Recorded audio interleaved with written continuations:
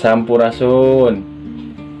Hari ini kita akan belajar sejarah tentang aksara Sunda, ya. Aksara Sunda yang begitu penuh dengan makna.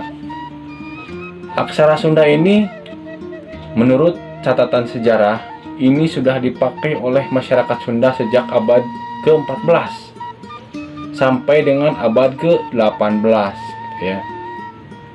Dan hal itu dapat kita lihat di dalam prasasti yang ada di Astana Gede Kawali, yaitu di Ciamis, ya.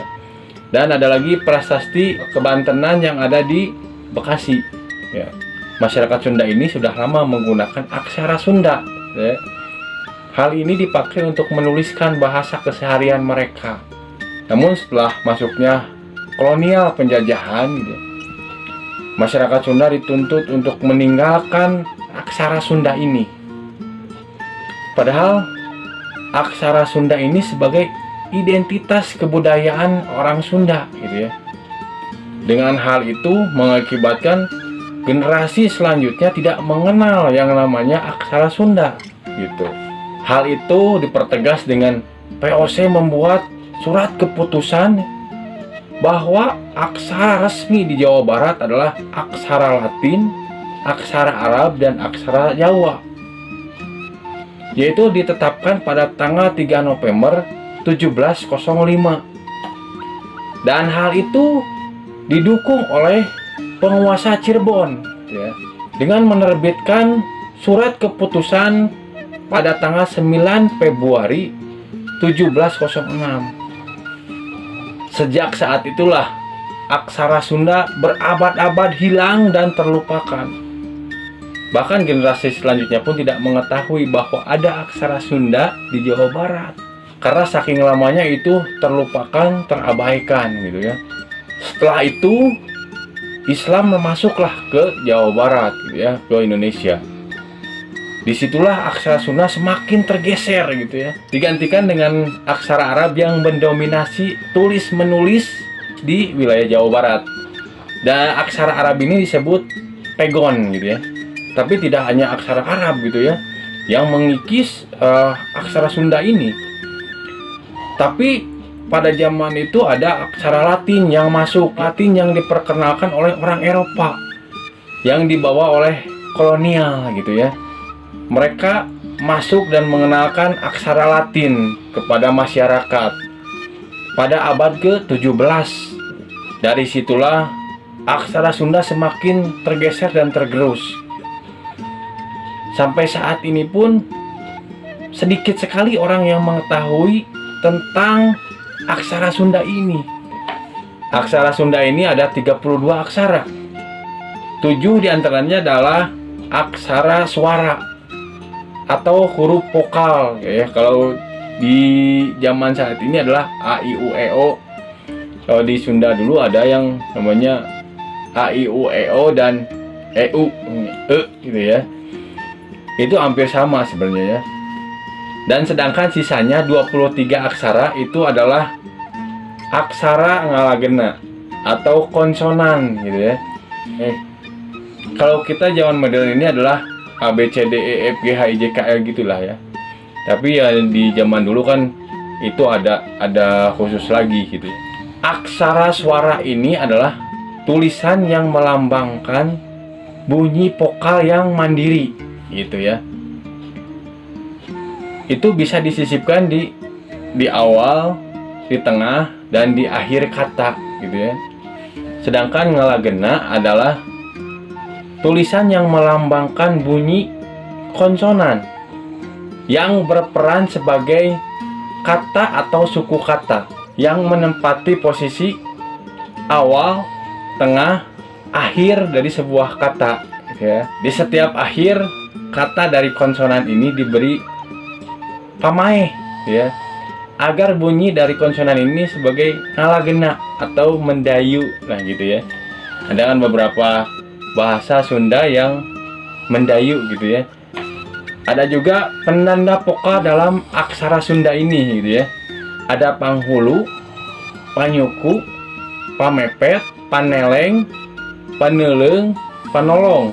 Ada juga pamaeh atau pareasi dalam konsonan sebuah kata di aksara Sunda. Ada pangecek, ada pangwisad, ada juga panglayar gitu ya. Terus selanjutnya ada juga sisipan konsonan yang ditempatkan di tengah kalimat gitu ya, atau di tengah kata, yaitu pamingkal, panyakra, panyiku. Ya, ternyata aksara Sunda itu tidak sembarangan gitu ya. Setiap kata itu ada arti-artinya khusus gitu ya. Kalau ini ditambah ini jadi apa, ini menjadi ini jadi apa. Jadi itu tidak sembarangan gitu ya. Ini sudah diperhitungkan gitu ya, bahwa inilah kalau ini seperti ini akan menjadi ini. Dan media penulisan naskah ini ya, naskah aksara Sunda ini biasanya dituliskan menggunakan daun ya. Daun ini yang disebut dengan ron ya. Dan palem disebut dengan tal gitu ya. Maka dari situlah ada istilah rontal gitu ya. Atau yang kita sebut adalah daun lontar gitu ya. Itu berawal dari situ. Dan daun ini biasanya diikat menjadi satu dengan benang gitu ya. Ada yang 2 ikatan, ada yang 1. Yang 1 ikatan biasanya di tengah, yang 2 adalah kiri kanan untuk menyatukan tiap daun rontar ini. Nah, ini untuk penulisan juga ada pisau khusus. Jadi tidak hanya menggunakan tinta, tapi juga ada menggunakan pisau khusus yang bernama pisau pagot. Ya, pisau pagot ini khusus untuk menuliskan naskah di daun lontar ini, gitu ya. Tapi ada juga yang menggunakan tinta dari jelaga, gitu ya. Tinta dari jelaga ini biasanya ballpoint-nya menggunakan lidi dari pohon nau, gitu ya. Jadi tidak hanya menggunakan, tapi ada juga yang menggunakan benda lain.